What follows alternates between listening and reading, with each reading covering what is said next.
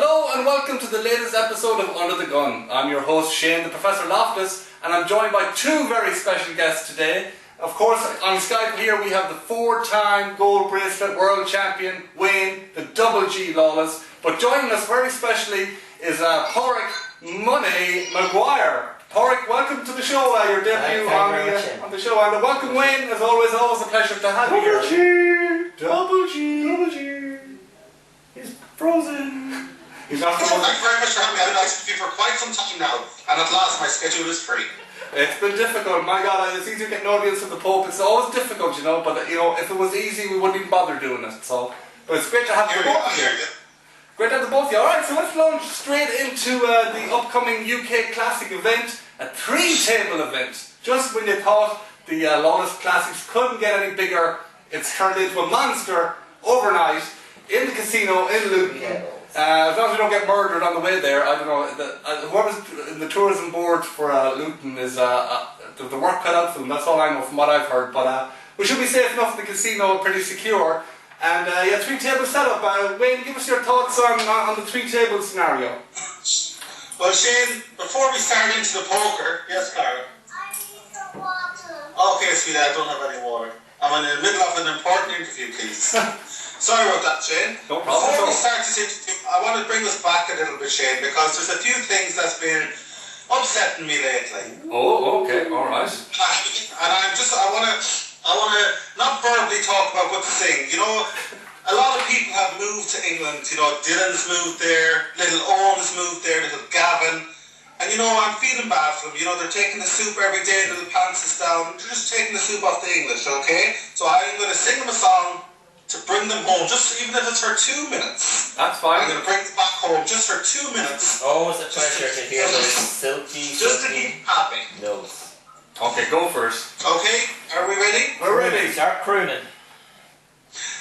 My lonely prison wall. Wish, he sings this for love. I heard a young girl calling.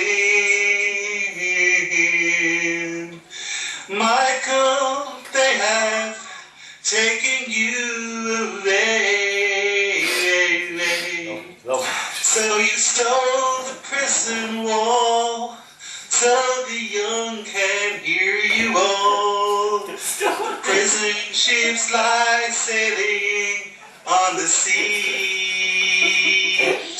Haven't owned to Stole the prison wall. Over the ride, where once you watched the small Tweety birds fly away. Our love was on the wings. Hoo-ha. We had dreams and songs to sing. Remix, y'all. I'm singing. It's just beautiful. It's so lonely round the fields of England. Lovely. Well, And can we get the score of the Czech jury for Wayne's entry there? Beautiful, Wayne. Beautiful. Thank you very much. We never had a song from you before on the Under the Gun, so that was lovely. Beautiful. So okay, can we? That was just for the guys, you know, because I know they're over there and it's tough, and I just wanted to bring them back to the roost, even if it's only for 1 minute, Shane. Yeah. But it'd be nice when the famine is over, when they can come back. Yeah. You know. When the potatoes start rolling in. Yeah, when the blight leaves us and the weather picks up a bit. So alright, will we launch into the poker now? So Let's do it.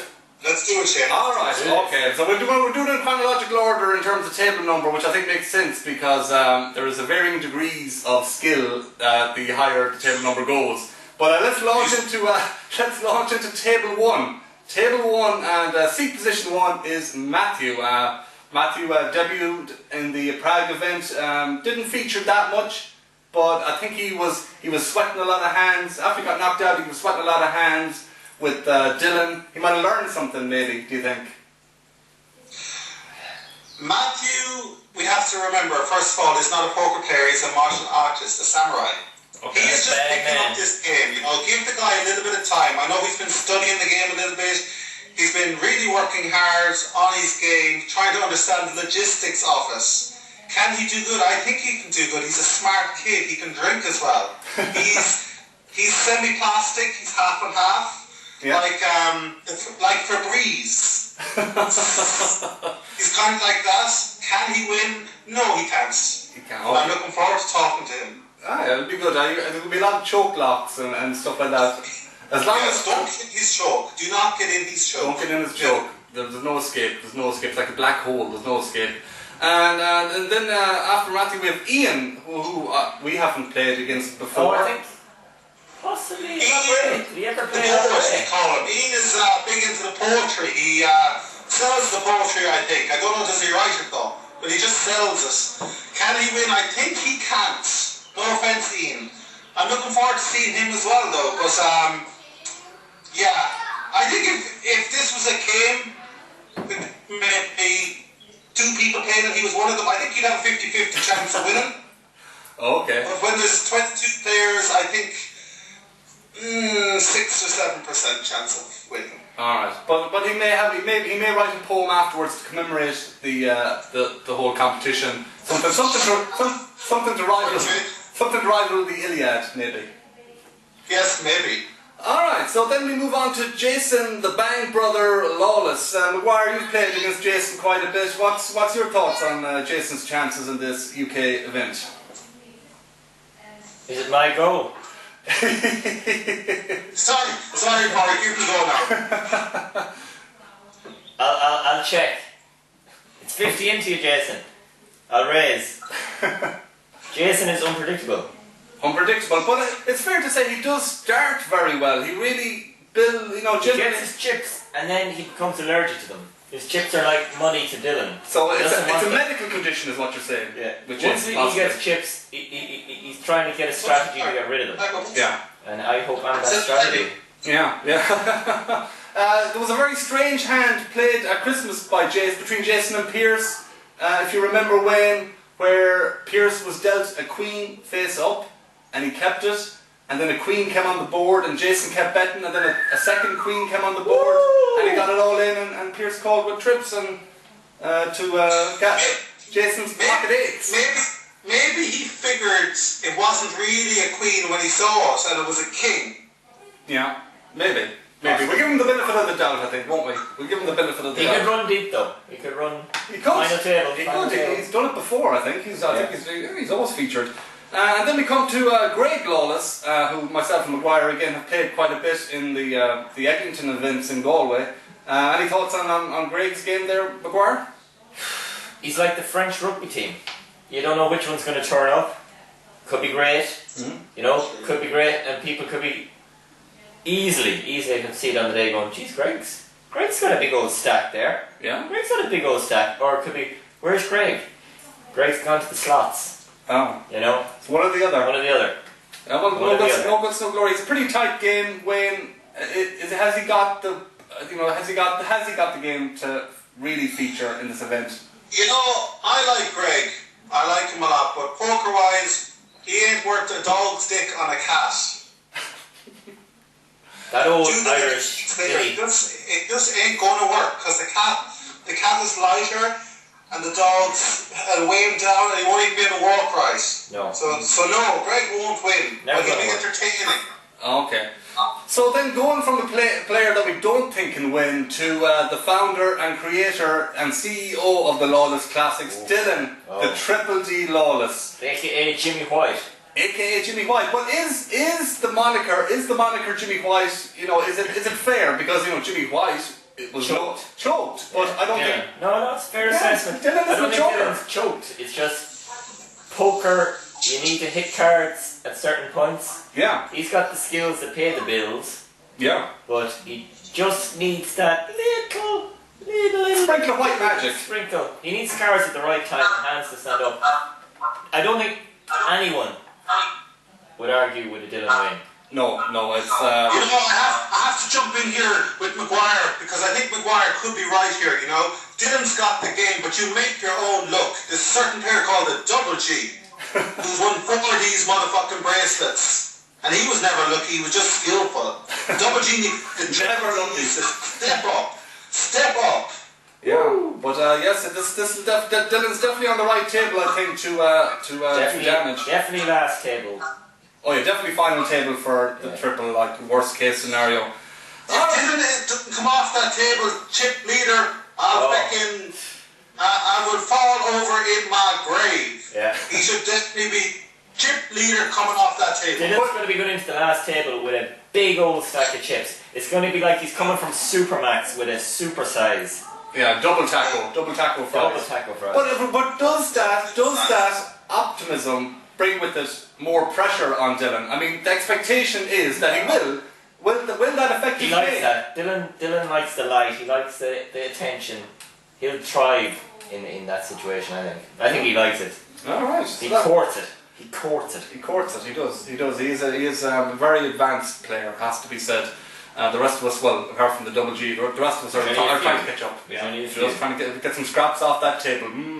I don't remember the last time I think with the table he's on, he has to be the favourite he has to come in. win the UK event. He has to be. Yeah, he definitely has to be. Yeah, well, I think regardless what table he was on, he's always going to feature. Yeah. So then we come to Jimmy Fitz. Again, a pretty tight player, I would say. Would you agree?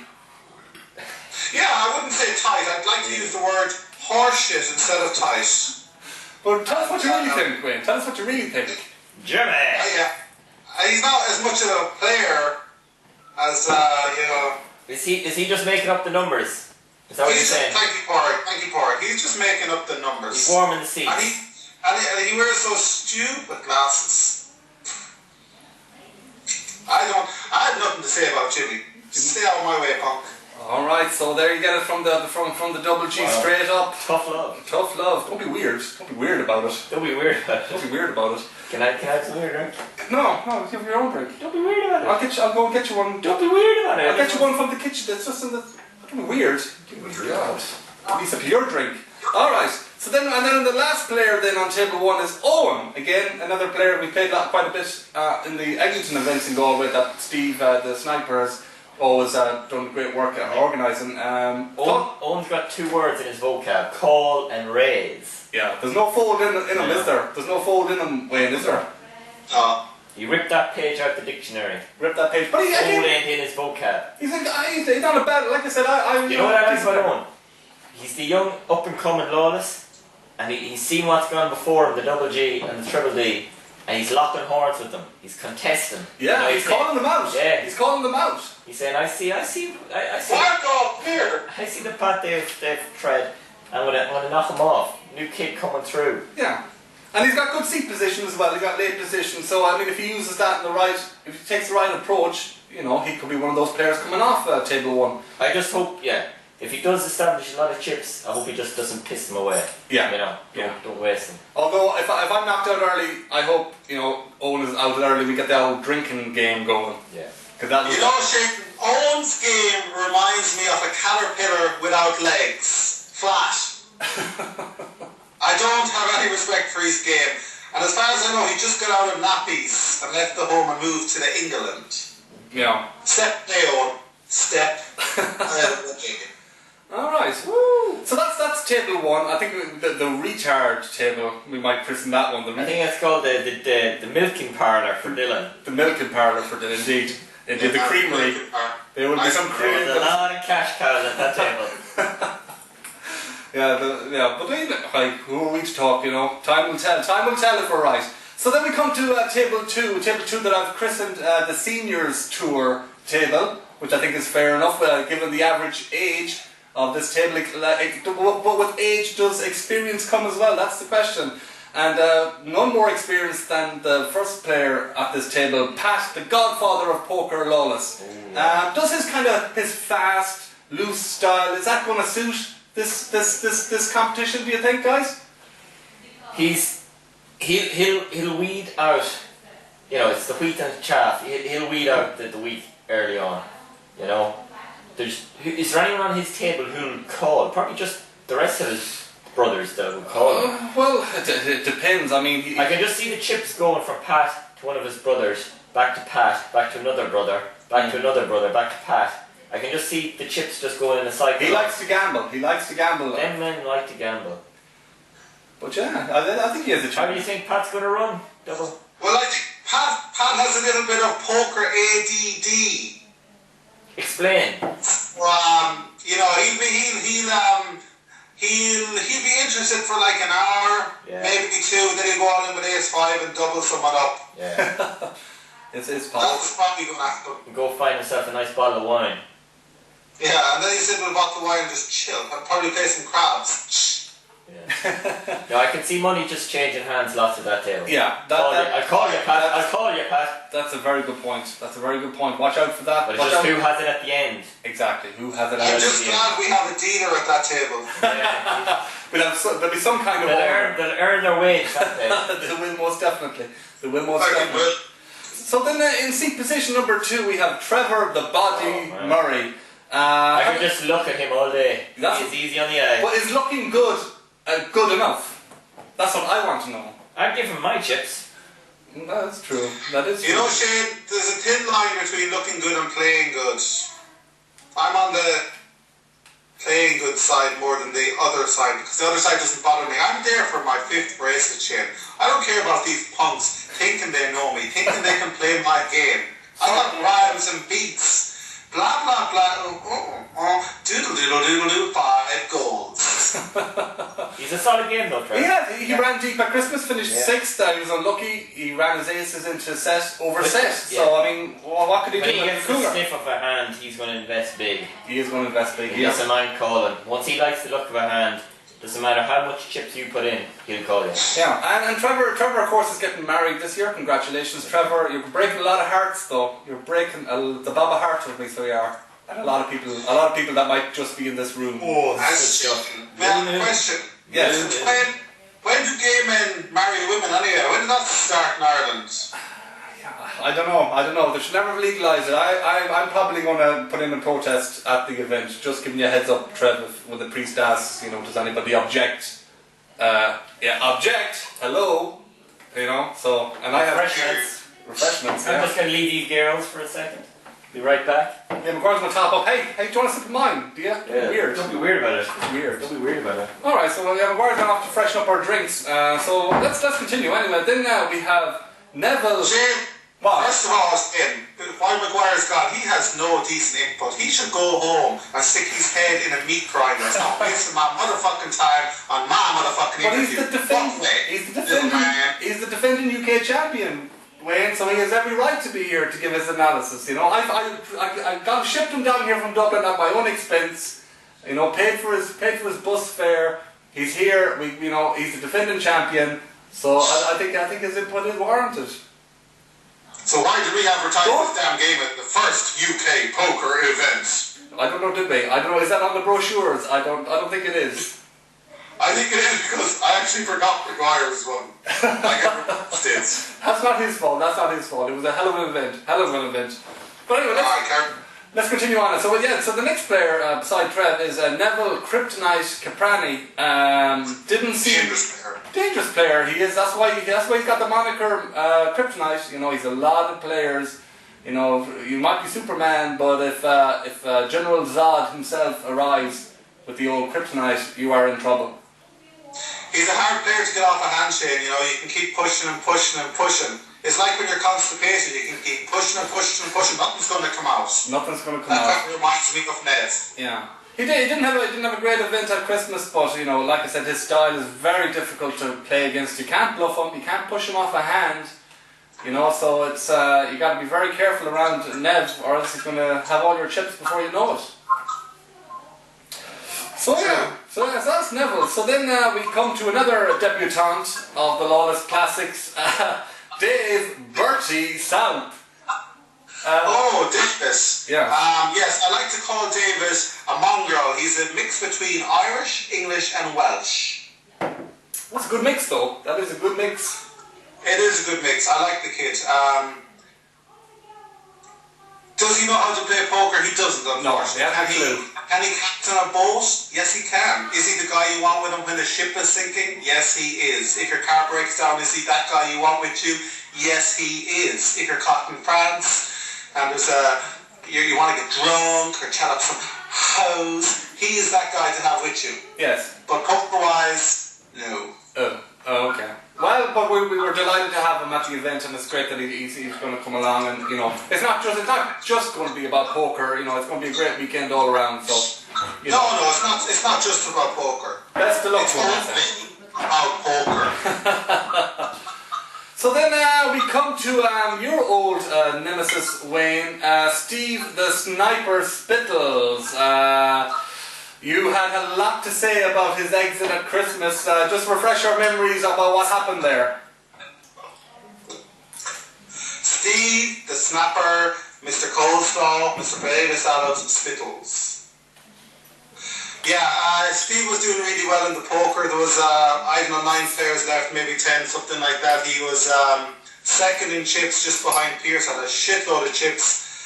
And Pierce raised, on the flops, Steve had second nut flush draw, and Pierce had top setter thing, or whatever, something like that.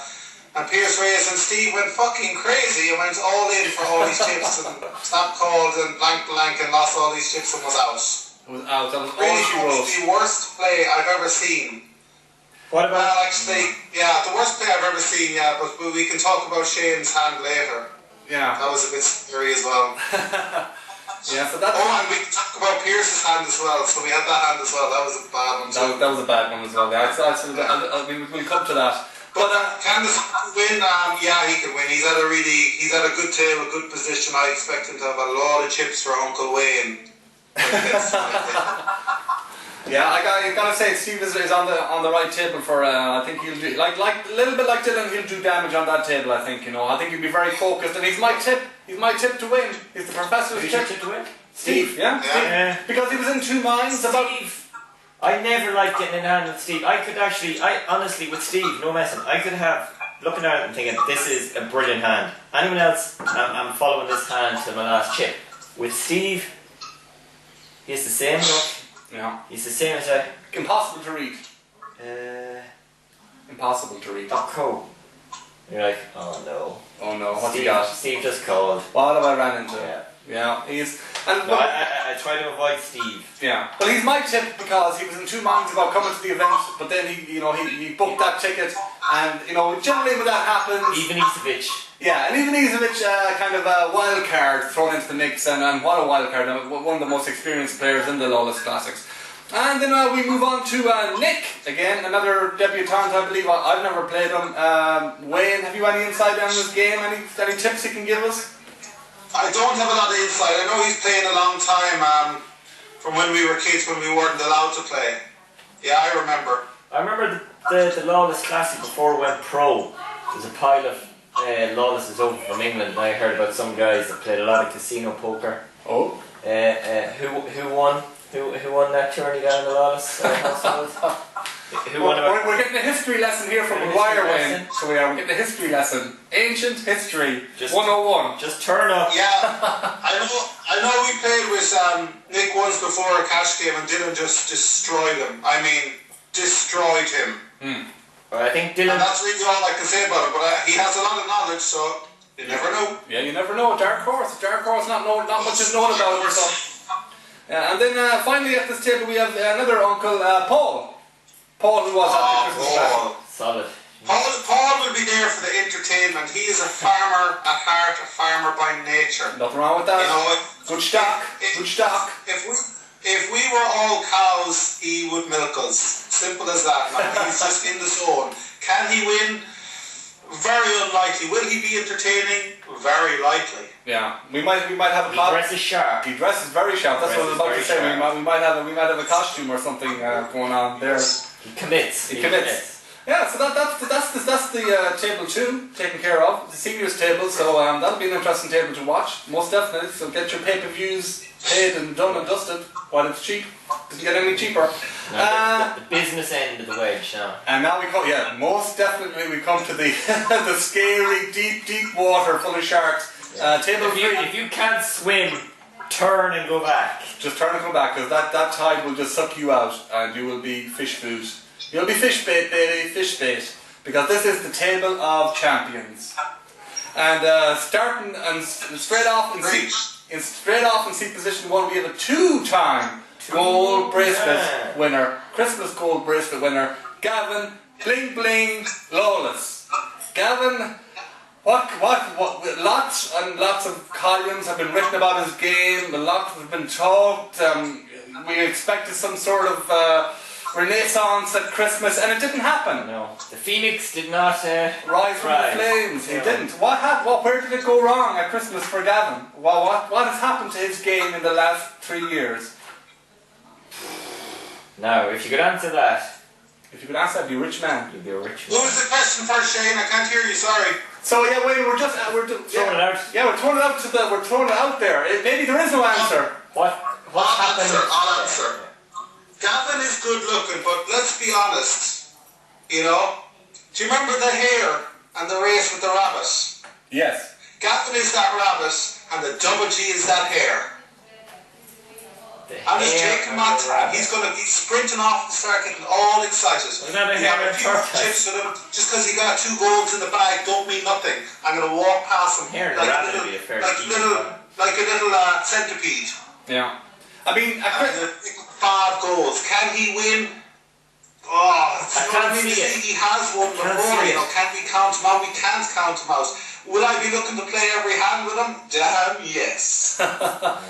I mean, he tried some. I think my take on it is the game of poker has moved on, but Gavin's game hasn't. He tried to move on the strongest player at Christmas, the Triple D.